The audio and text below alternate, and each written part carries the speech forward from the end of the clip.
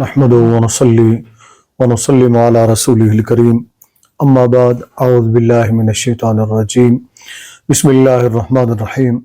النبی اولی بالمؤمنین من انفسهم وازواجہ امہاتہم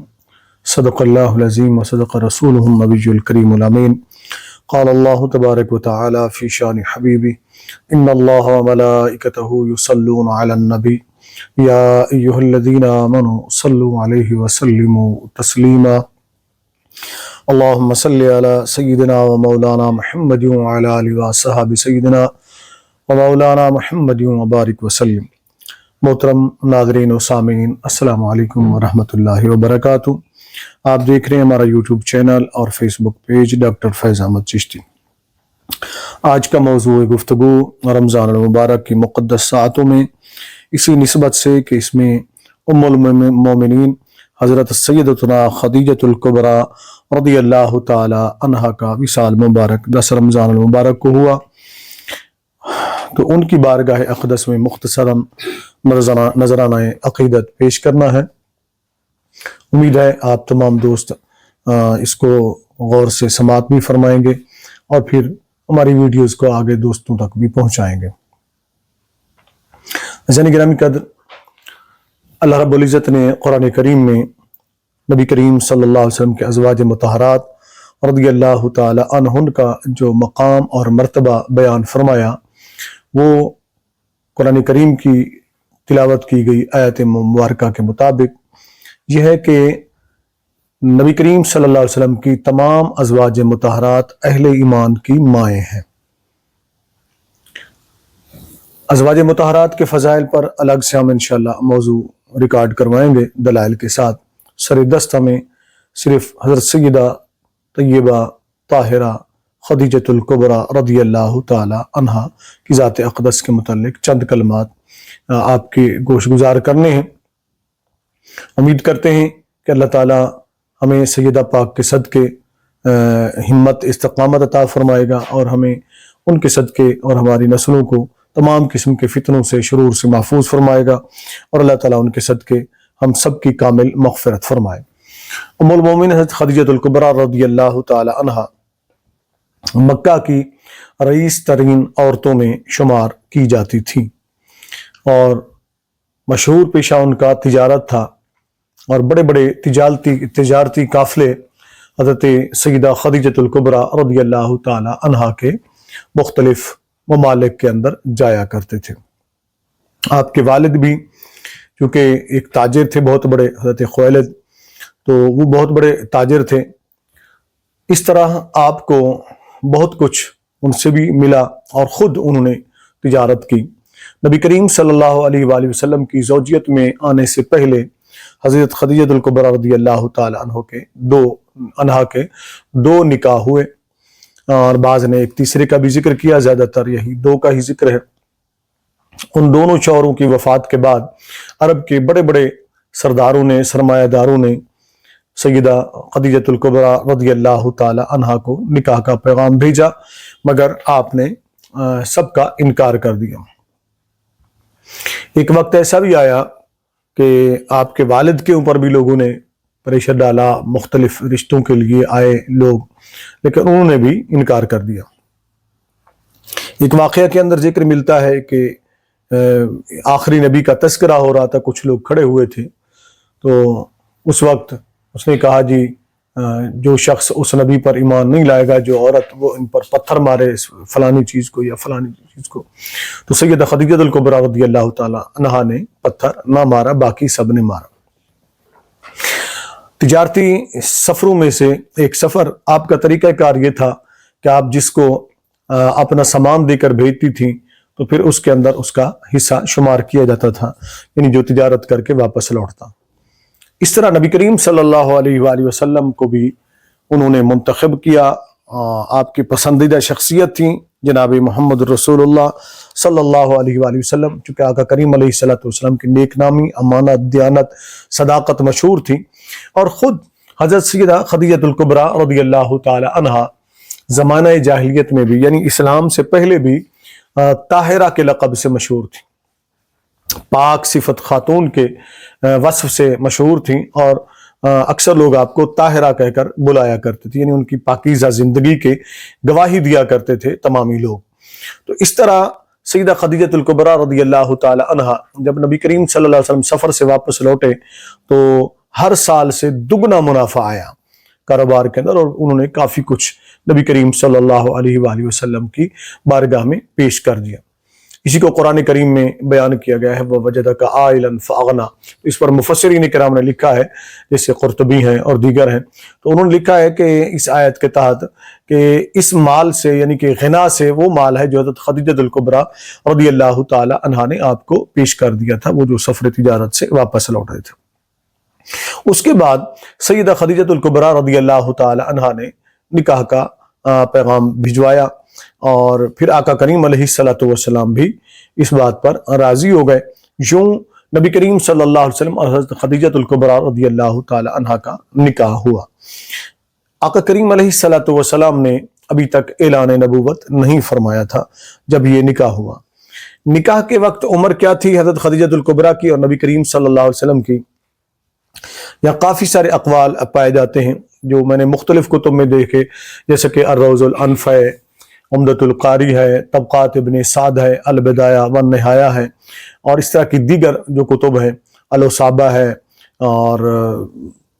دیگر جو کتب سیر پر لکھی گئی ان کے اندر بھی، تو وہ مختلف جو اقوال ہیں ان میں چند جو ہے نا وہ میں آپ کے سامنے بتا دیں۔ تو کسی نے کہا جی 25 سال تھی، کسی نے کہا 28 سال، کسی نے کہا 30، کسی نے 35، کسی نے 37، کسی نے 45، کسی نے 40۔ لیکن صحیح ترین جو مستند بات ہے وہ ہے حضرت حکیم بن حزام رضی اللہ تعالی عنہ، جو سیدہ خدیجہ الکبریٰ رضی اللہ تعالی عنہ کے چچا زاد بھائی بھی تھے، اور آپ فرماتے ہیں آپ مجھ سے 2 سال بڑی تھی، میں 2 سال ان سے چھوٹا تھا جب ان کا نبی کریم صلی اللہ علیہ وسلم سے نکاح ہوا۔ یہ حضرت حکیم بن حزام رضی اللہ تعالی عنہ فرما رہے ہیں۔ تو اس کا حوالہ میں آپ کو بتا دیتا ہوں، البدایہ والنہایہ جلد 5 اور صفحہ 293 ہے، اور دیگر کتب کے اندر بھی یہ حوالہ موجود ہے۔ حضرت حکیم بن حزام رضی اللہ تعالی عنہ وہ فرماتے ہیں کہ جب نبی کریم صلی اللہ علیہ وسلم اور حضرت خدیجہ الکبریٰ رضی اللہ تعالی عنہ کا نکاح ہوا تو اس وقت کریم آقا علیہ الصلوۃ والسلام کی عمر جو تھی وہ 25 سال تھی، اور حضرت خدیجہ الکبریٰ رضی اللہ تعالی عنہ کی عمر مبارک 40 سال تھی۔ تو یہ آپ نے سماعت فرما لیا نکاح کے متعلق۔ پھر سیدہ خدیجہ الکبریٰ رضی اللہ تعالی عنہ، جیسا کہ میں نے عرض کیا، اسلام سے قبل بھی پاکیزہ صفت مشہور تھی، اخلاق بہت اعلیٰ تھا، اور بت پرستی سے بھی وہ نفرت کرتی تھی۔ زمانہ جاہلیت کے اندر بھی انہوں نے بت پرستی نہیں کی، جیسا کہ ایک روایت ملتی ہے ہمیں مسند امام احمد بن حنبل جلد نمبر 4 ہے، صفحہ نمبر 222 ہے، جس میں روایت یوں ملتی ہے کہ نبی کریم صلی اللہ علیہ وآلہ وسلم نے سیدہ خدیجہ الکبریٰ رضی اللہ تعالی عنہا سے فرمایا، اللہ کی قسم میں کبھی بھی لات و عزیٰ کی پرستش نہیں کروں گا۔ یہ بتوں کے نام تھے۔ تو آگے سے حضرت خدیجہ الکبریٰ رضی اللہ تعالی عنہا نے جواباً عرض کیا کہ لات کو جانے دیجئے، عزیٰ کو چھوڑ دیجئے، یعنی ان کا تو ذکر ہی نہ کیجئے۔ اس سے اندازہ کر سکتے ہیں آپ کہ آپ بتوں سے سخت نفرت کرتی تھی اور ان کی پوجا نہیں کیا کرتی تھی۔ یوں بت پرستی سے بھی آپ محفوظ رہیں۔ ام المومنین حضرت سیدہ خدیجہ الکبریٰ طاہرہ رضی اللہ تعالی عنہا نے، جیسا کہ میں نے عرض کی، جس گھرانے میں آنکھ کھولی تو اس میں مال و دولت کی فراوانی تھی۔ ایک کھاتے پیتے گھرانے کی وہ خاتون تھی، جیسے کوئی کہتے ہیں نا کہ چاندی کا چمچہ منہ میں لے کر پیدا ہونا، تو اس طرح کی ان کی کیفیت تھی، لیکن بڑے گھرانے میں پیدا ہوئی اور پھر خود بھی تاجرہ تھی۔ نبی کریم صلی اللہ علیہ وآلہ وسلم کے نکاح میں آنے سے پہلے سیدہ خدیجہ الکبریٰ رضی اللہ تعالی عنہ مال و دولت سے کھیلتی تھیں، تجارت وسیع تھی ان کی۔ اس سے آپ اندازہ لگا سکتے ہیں کہ جب تاجر قافلے نکلتے تھے تو اہل عرب کے جتنے قافلے ہوتے تھے وہ ایک طرف اگر اکٹھے کر لیں تو ان کے برابر حضرت خدیجہ الکبریٰ رضی اللہ تعالی عنہ کا مال تجارت جایا کرتا تھا، یعنی اتنی بڑی تاجرہ تھیں۔ اللہ رب العزت نے اتنا ان کو نوازا تھا، اور گرد و نواح کی اور مکہ کی بیشتر آبادی جو ہے وہ سیدہ خدیجہ الکبریٰ کے مال تجارت کے اوپر اپنا گزارا کرتی تھی، یعنی وہ لے کے جاتے اور پھر اس سے ان کو پرافٹ مل جایا کرتا۔ اس طریقے سے ان سے ان کا گزر اوقات بھی ہو رہا تھا۔ نبی کریم صلی اللہ علیہ وآلہ وسلم سے نکاح کے بعد سیدہ خدیجۃ الکبریٰ رضی اللہ تعالیٰ عنہ نے اپنا سارا مال و متاع نبی کریم صلی اللہ علیہ وسلم کی خدمت اقدس میں پیش کر دیا اور عرض کیا کہ محمد صلی اللہ علیہ وآلہ وسلم آپ اسے جس طرح چاہیں تصرف فرمائیں، آپ اس کے مالک ہیں، یعنی میرا سب کچھ آپ کے سپرد ہے۔ جیسا کہ صحیح بخاری شریف جلد 1 صفحہ 5 کتاب المناقب باب تزویج النبی خدیجہ، صحیح مسلم جلد 2 صفحہ نمبر 284 کتاب الفضائل کے اندر یہ روایت موجود ہے جسے آپ سماعت فرمائیں۔ سیدنا ابو ہریرہ، حضرت سیدنا ابو ہریرہ رضی اللہ تعالی عنہ روایت فرماتے ہیں کہ نبی کریم صلی اللہ علیہ وآلہ وسلم کی خدمت اقدس میں جبرائیل امین حاضر ہوئے اور عرض کرنے لگے کہ یا رسول اللہ صلی اللہ علیہ وسلم، ابھی تھوڑی دیر میں خدیجہ رضی اللہ تعالیٰ عنہ آپ کی خدمت میں حاضر ہو رہی ہیں اور آپ کے لیے برتن میں کھانے کی کوئی چیز لا رہی ہیں۔ جب وہ آپ کے پاس آئیں تو انہیں ان کے رب کا اور میرا سلام پہنچا دیجیے، یعنی اللہ کا سلام حضرت خدیجۃ الکبریٰ کے نام، جبرائیل علیہ السلام کا سلام حضرت خدیجۃ الکبریٰ کے نام رضی اللہ تعالی عنہا و سلام اللہ علیہا، اور انہیں آگے فرمایا کہ اور انہیں جنت میں موتیوں کے عالی شان محل کی خوشخبری سنا دیجیے جس میں نہ شور و غل ہوگا اور نہ ہی کوئی تکلیف ہوگی۔ اسی کے ساتھ ہی ایک اور روایت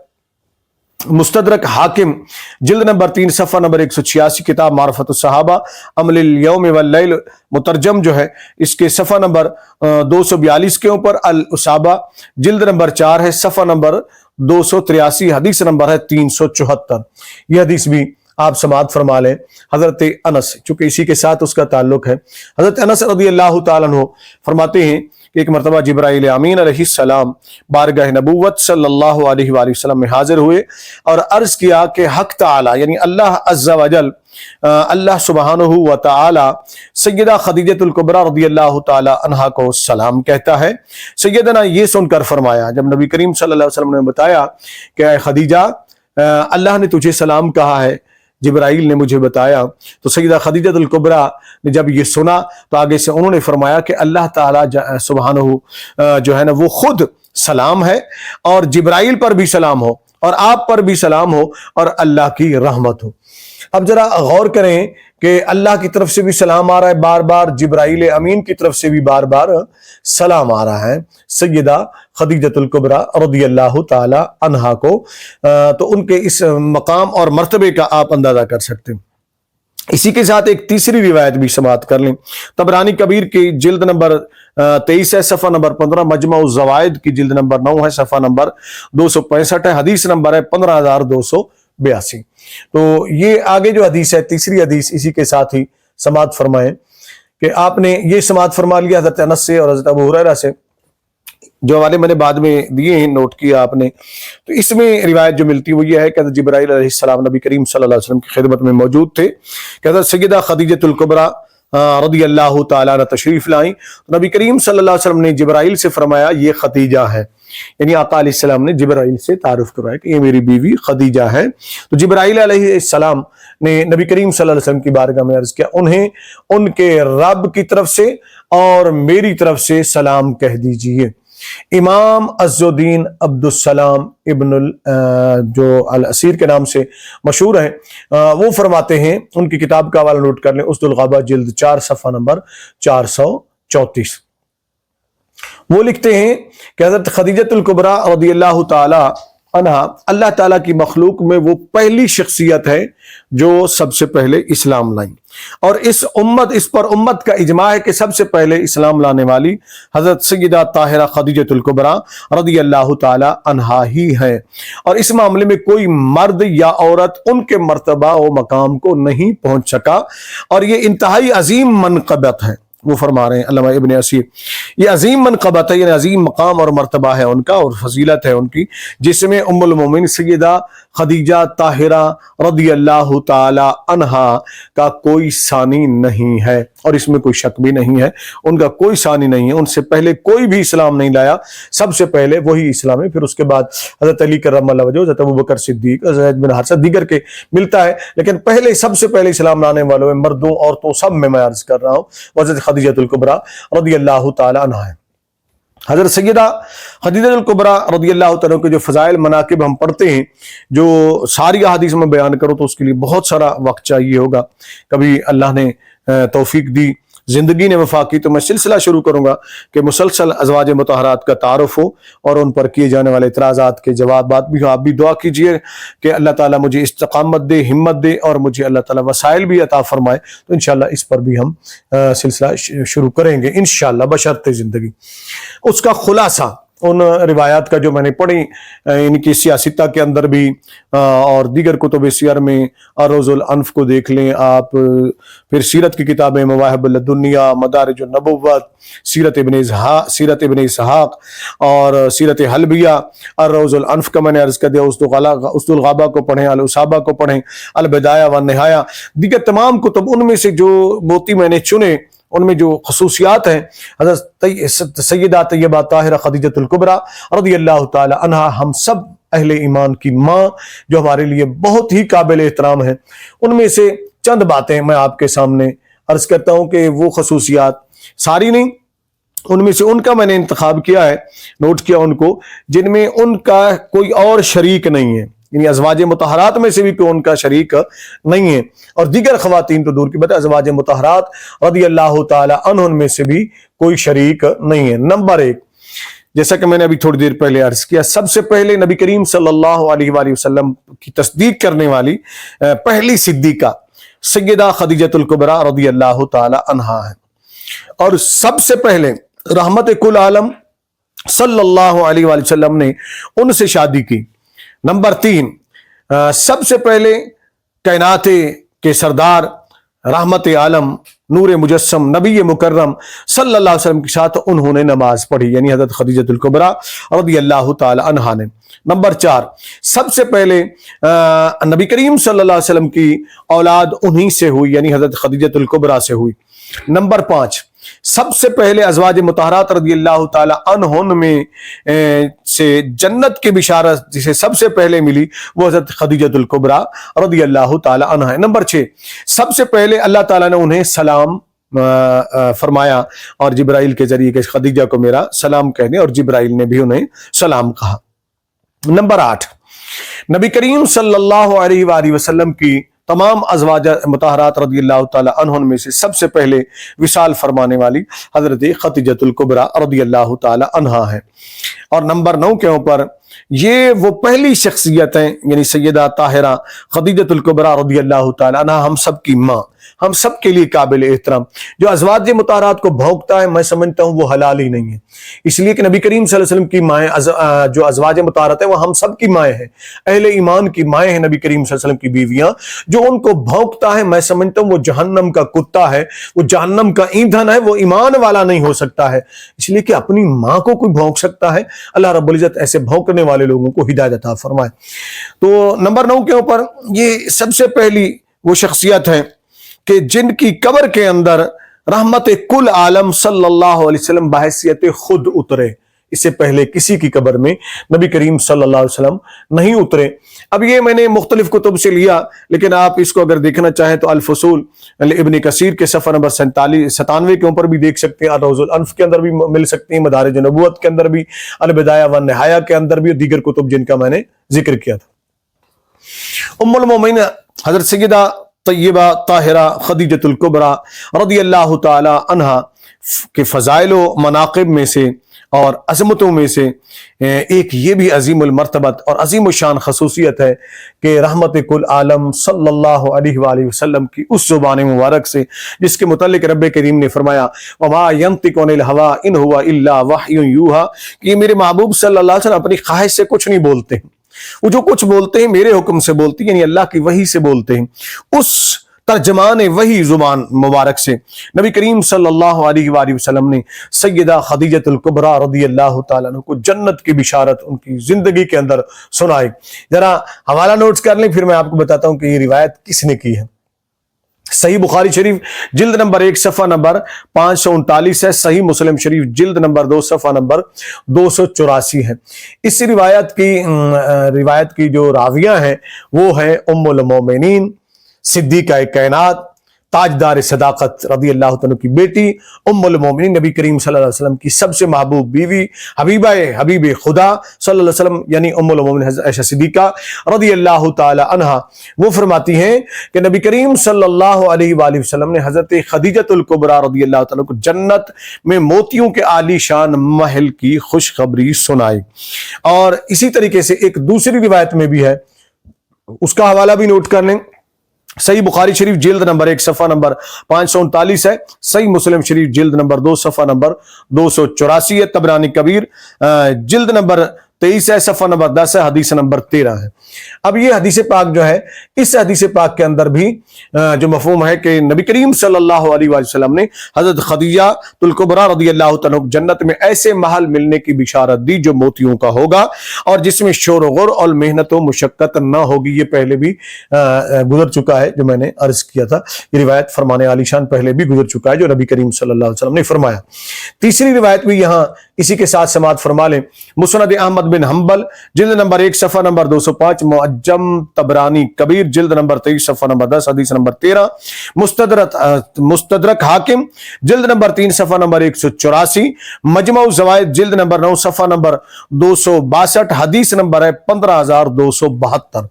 ये हदीस पाक भी आप समात फरमा लें। हजरत सैयदना अब्दुल्लाह बिन जाफर रज़ी अल्लाह तआला अन्हुमा से रिवायत है, वो फरमाते हैं कि रहमत कुल आलम नबी मुकर्रम नूर मुजस्सम सल्लल्लाहु अलैहि वसल्लम ने इरशाद फरमाया, मुझे हुक्म दिया गया है कि मैं खदीजा ताहिरा को जन्नत में एक ऐसे महल की बिशारत सुना दूं। यानी अल्लाह की तरफ से हुक्म दिया गया है कि मैं खदीजा को, हजरत तय्यबा ताहिरा खदीजतुल कुबरा रज़ी अल्लाह तआला को जन्नत की बिशारत दूं,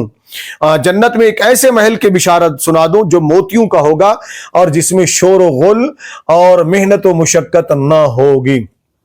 अब आपने समात फरमाया कि नबी करीम सल्लल्लाहु अलैहि वसल्लम हजरत सय्यदा तय्यबा ताहिरा खदीजतुल कुबरा रज़ी अल्लाह तआला अन्हा को जन्नत के महल की बिशारत दे रहे हैं जो मोतियों का होगा। इसके बारे में अल्लामा इब्न कसीर लिखते हैं इमाम सुहैली की रिवायत के हवाले से, वो जो लिखते हैं, मैं इनके हवाले आपको जरा नोट करवा देता हूं। अल बिदाया व निहाया जिल्द नंबर 2 है, सफ़ा नंबर 127 है। आगे जो हवाला आ रहा है वो है अल्लामा इब्न क़य्युम जौज़ी का ज़ादुल मआद जिल्द नंबर 3 है, सफ़ा नंबर 105 है। ये दोनों हवाले मैंने दे दिए, एक पहला जो बयान होगा और फिर दूसरा। ये जरा सुन लें। अल्लामा इब्न कसीर क्या कहते हैं कि इमाम सुहैली की रिवायत की है कि नबी करीम सल्लल्लाहु अलैहि वसल्लम हज़रत तय्यबा ताहिरा खदीजतुल कुबरा रज़ियल्लाहु तआला जन्नत में मोतियों से तैयार शुदा महल की बिशारत दी, क्योंकि उनके पास ईमान लाने से पहले खालिस मोती थे और वो बड़े बड़े जोड़े थे, तो उन्होंने सब इस्लाम के लिए कुर्बान कर दिए। और नबी करीम सल्लल्लाहु अलैहि वसल्लम ने जो उनको जन्नत की बिशारत दी, ये बिशारत इसलिए दी गई कि नबी करीम सल्लल्लाहु अलैहि वसल्लम की ताज़ीम और एहतराम की वजह से आप सल्लल्लाहु अलैहि वसल्लम की आवाज से अपनी आवाज कभी बुलंद नहीं होने देती थी। उन्होंने कभी अपनी आवाज को नबी करीम सल्लल्लाहु अलैहि वसल्लम से बुलंद नहीं होने दिया, तो उस ताज़ीम नबी सल्लल्लाहु अलैहि वसल्लम की वजह से और अपना सब कुछ नबी करीम सल्लल्लाहु अलैहि वसल्लम कुर्बान कर नबी करीम सल्लल्लाहु अलैहि वसल्लम पर कुर्बान कर देने की वजह से अल्लाह ने उनको मोतियों से जुड़ा हुआ महल अता फरमाया और जन्नत की बिशारत इस जिंदगी के अंदर मिल गई। इससे हमें यह सबक मिलता है, अगर हम भी अपना सब कुछ अपने नबी सल्लल्लाहु अलैहि वसल्लम पर कुर्बान कर दें तो अल्लाह ताला हमें भी इनामात से नवाजेगा। और ये दुनिया गवाह है कि जिसने भी नामूस रिसालत पर पहरा दिया सल्लल्लाहु अलैहि वसल्लम, खत्म नबूवत सल्लल्लाहु अलैहि वसल्लम पर पहरा दिया, अल्लाह ने उसको इज्जतें दी हैं। और जिसने नामूस रिसालत से गद्दारी की, जिसने खत्म नबूवत सल्लल्लाहु अलैहि वसल्लम से गद्दारी की, नबी करीम सल्लल्लाहु अलैहि वसल्लम से गद्दारी की, जिल्लतें उसका मुकद्दर बन गई, चाहे वो कितने बड़ा ताकतवर आदमी था। इंशाल्लाह इसको हम बयान करेंगे नामूस रिसालत के ऊपर जो बयान करेंगे हम सल्लल्लाहु अलैहि वसल्लम इंशाल्लाह उसमें, और अकीदा खत्म नबूवत का सल्लल्लाहु अलैहि वसल्लम उसके ऊपर भी इंशाल्लाह वजाहत के साथ मैं अर्ज करूंगा। जल्द वो सिलसिला हम शुरू करने वाले हैं। इस बारे में मैं अर्ज कर दूं, मुझे कई बार ख्वाब के अंदर सोते हुए ये आगाही हुई है या समझ लें हुक्म हुआ है या इशारा हुआ है कि खत्म नबूवत के ऊपर आप गुफ्तगू रिकॉर्ड करवाएं, सिलसिला शुरू करें। मैंने इसके ऊपर लिखा बहुत कुछ है, मैं शुक्रगुजार हूँ अटक शरीफ के बुरहान शरीफ अटक के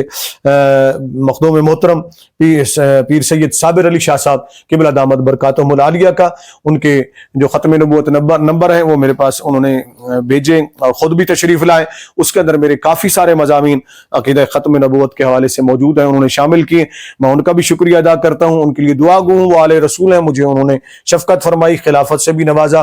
اور بریلی شریف سے نسبت خلافت وہ بھی عطا ہوئی. اللہ تعالیٰ ان کو سلامت رکھے کہ اس عمر کے اندر بھی وہ مجاہد ہے. میں سمجھتا ہوں جو نوجوان ہیں ان سے بھی زیادہ ان کا عزم جو ہے وہ جوان ہے اور وہ کام کر رہے ہیں. اللہ تعالیٰ ان کی عمر دراز فرمائے اور صحت و تندرستی کے ساتھ ان کا سایہ تا دیر اہل اسلام کے اوپر سلامت رکھے. آمین. آگے چلتے ہیں. علامہ ابن قیم کا حوالہ میں نے آپ کو